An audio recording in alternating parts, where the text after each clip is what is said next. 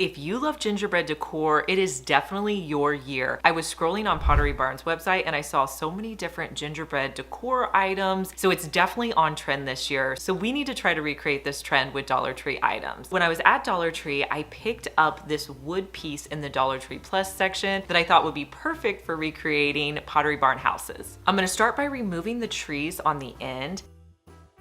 Next, I'm going to spray paint 2 coats on the back and the front with the color Warm Caramel. This is a great gingerbread color. You can pick it up at Walmart or most stores. Once the spray paint has a chance to completely dry, I'm gonna add on some white puff paint. I feel like I haven't used puff paint since my years in high school when we used to put them on shirts. Does anybody remember that? Let me know down in the comments. Maybe I'm dating myself. You're gonna need some white puff paint, and the reason the puff paint works really well is it mimics that look of icing. So it does a great job of giving a similar texture. So if you don't know exactly how you wanna do this, go online and look for some different gingerbread houses to give yourself some inspiration. You're gonna start at the top and work your way down. That way you don't get your hand in any of your designs. Now, as you're putting your designs onto your houses, the one tip I can give you is try to keep your hand steady and do an even flow. That's going to help the line look a lot more consistent. But have fun with it, do different lines, different textures, try out different things. This is the creative part, and I think the part that as crafters, we love doing so much.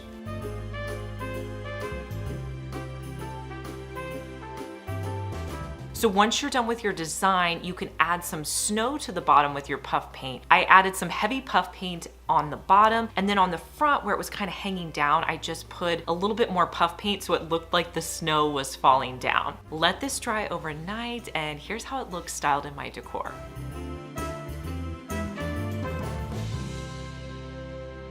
I would love to know what you guys think. Do you like the gingerbread trend or not? I didn't realize in this video how many Pottery Barn items I was going to be recreating, but I found this snowman on their website. It's so cute, and as soon as I saw it, I knew exactly how to recreate it with Dollar Tree items. So in one of my last Dollar Tree shopping trips, I found these large ornaments. Hopefully you guys can find them at your store as well. But the cool thing about these ornaments is they have a flat bottom, so you can set them up on a tabletop. So I got one of those. I also am going to be using another small ornament. Really, you could use any ornament for this, just find a smaller one. So the first thing you have to do with that larger ornament is figure out how to cut off that top portion. So I started to use my wire cutters, but that wasn't going really that great. What I decided to use was my hacksaw, and I just sawed off that top piece. Next, I'm going to attach the smaller ornament with E6000 to my larger ornament.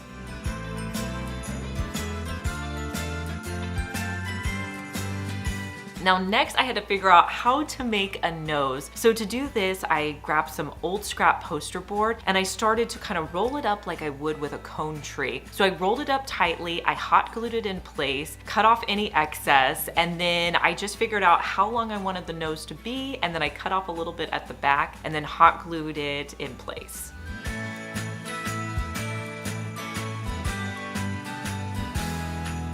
Okay, now we have to decorate our snowman. I have these wood half circle beads. I'll link them for you down below. I picked them up off of Amazon, and I have to tell you, I use them in so many different crafts and you get quite a few of them. But I'm gonna use these with the E6000 to make my eyes as well as my buttons.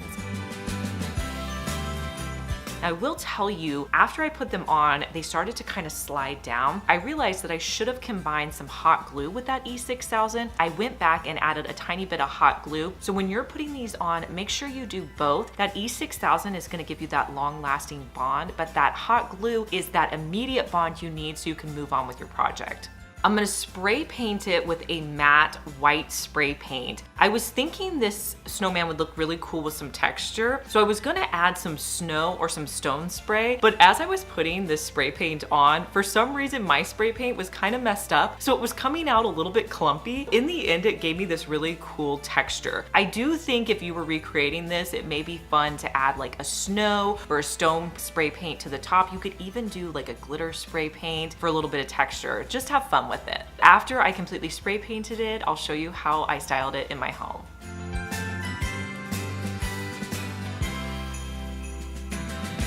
If you've made it this far in the video, thank you so much for watching. Comment the word of the day, which is Christmas decor.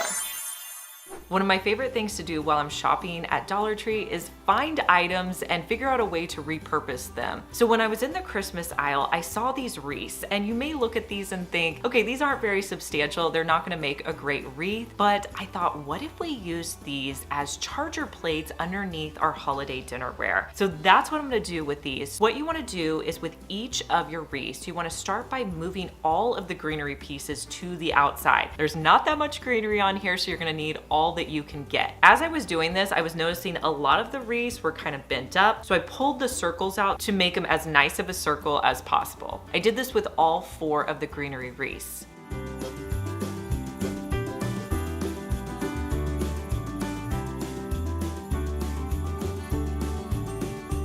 Next, I'm going to add a little bit of white spray paint. I wanted to give it that cool snow texture, so I'm gonna lightly spray on the outside with white spray paint. The key here is to not add too much spray paint because you want your greenery to still show through. Now, I thought I was gonna be able to get away with just that, but I wanted it to be a little bit more vibrant, look a little bit more like snow, so I did have some snow spray paint that I added in as well. But have fun with these, add whatever color you want. You could do silver or gold, depending on your decor style. And then I'll just place these underneath my holiday plates.